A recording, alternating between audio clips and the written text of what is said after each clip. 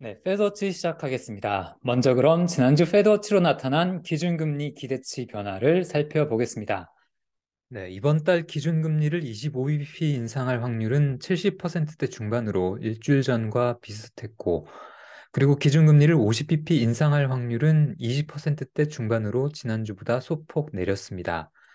3월에는 지금보다 기준금리가 50bp 높을 확률이 60%대 중반으로 일주일 전보다 소폭 올랐습니다. 시장은 오는 5월 금리가 4.75에서 5%로 고점을 형성할 것으로 예상했는데요. 그러다가 12월 가서 25bp 이하의 금리가 4.50에서 4.75%가 될 것으로 베팅하고 있습니다. 지난주 미국 고용지표가 견조하게 나오고 또 연준 당국자의 매파적인 발언이 이어지기도 했는데요. 이런 영향으로 단기적으로는 기준금리 눈높이가 올랐지만 장기적으로는, 그러니까 올해 연말에는 금리가 인하될 것이라는 관측도 여전한 모습입니다.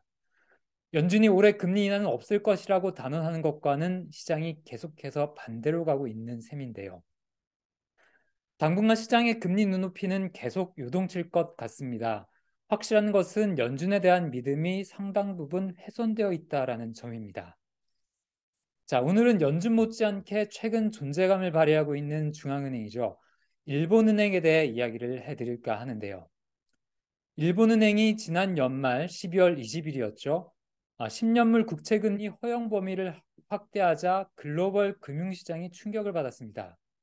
사실 일본은 세계 최대 채권국으로서 세계 경제가 일본이라는 나라에 얼마나 영향을 받고 있는지를 보여줬다고도 할 수 있는데요.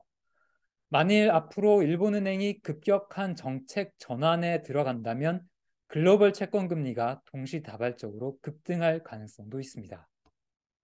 자, 일본은 지난 2021년 말 기준으로 3조 2천억 달러의 해외 자산을 보유해 2위권인 독일보다 30%나 많은 자산을 가진 것으로 평가됐는데요.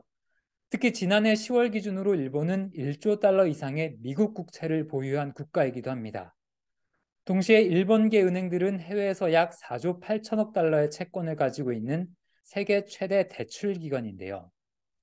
일본의 초저금리에 의존하던 세계는 이번 일본은행의 조치, 즉 10년물 국채금리 허용 범위 확대로 세계 최저 수준의 일본 금리 시대가 얼마 남지 않았을 것이라는 인식을 키우기 시작했습니다.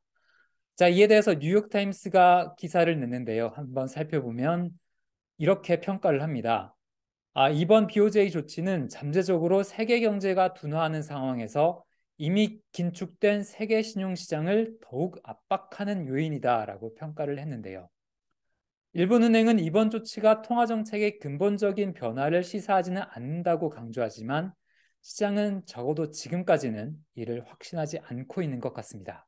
자, 일본은행 조치 이후 세계 증시는 하락했고 엔화는 달러 대비 3% 이상 급등했는데요. 달러 엔으로 얘기하면 급락했다고 볼 수 있겠습니다. 그리고 일본 10년물 국채 금리도 0.25% 수준에서 0.48% 선까지 치솟았는데요. 그 누구도 심지어 구루다 하루이코 일본은행 총재조차도 일본은행의 다음 행보를 모를 것이다 라는 말이 있습니다.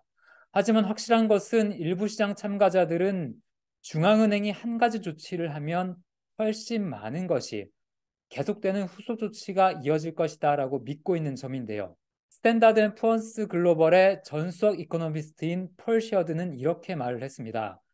자, 마음 한구석으로 일본을 계속 주시하고 있는 평범한 글로벌 투자자들은 일본이 통화 긴축으로 돌아서는 첫 번째 단계로 들어섰다라고 느끼고 있다라고 평가를 했는데요. 이것은 글로벌 금융시장의 게임 체인저와도 같다라고 평가를 했습니다.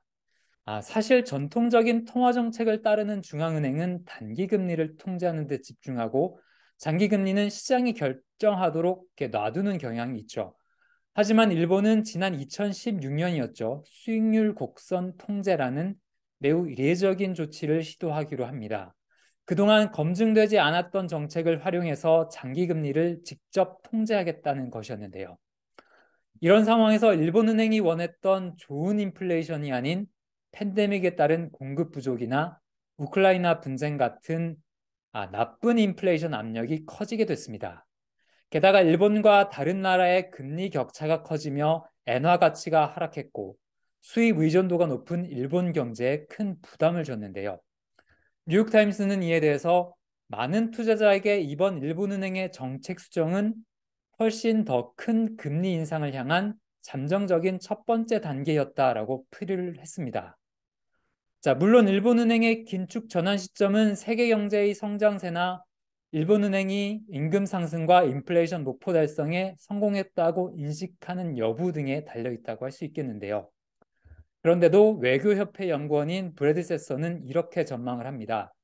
가능성은 작지만 BOJ, 일본은행의 급격한 정책 전환은 세계적으로 예상하기 어려운 충격파를 일으킬 것이다 라고 전망을 했는데요. 이어서 최악의 경우 일본의 장기 금리가 급등한다면 세계적으로도 장기 채권 금리가 치솟을 것이다 라고 추정을 했습니다. 자, 세계 중앙은행들이 경기 침체를 우려해서 긴축 강도를 약화하려는 타이밍에 일본은행은 반대로 완화해서 긴축으로 움직이려는 듯한 스탠스를 취하고 있는데요. 물론 일본은행의 부인에도 시장은 한 발 앞서 생각하려는 경향이 강하죠. 일본 국채시장과 일본 엔화는 보셨다시피 일본은행의 긴축을 발빠르게 선반영하고 있습니다. 실제 일본은행이 움직여버리면 글로벌 침체 우려는 더욱더 커질 수 있어서 우리 이웃나라의 통화 정책을 계속 면밀히 살펴봐야겠습니다. 자, 이번 주 패드워치는 이것으로 마치겠습니다. 감사합니다.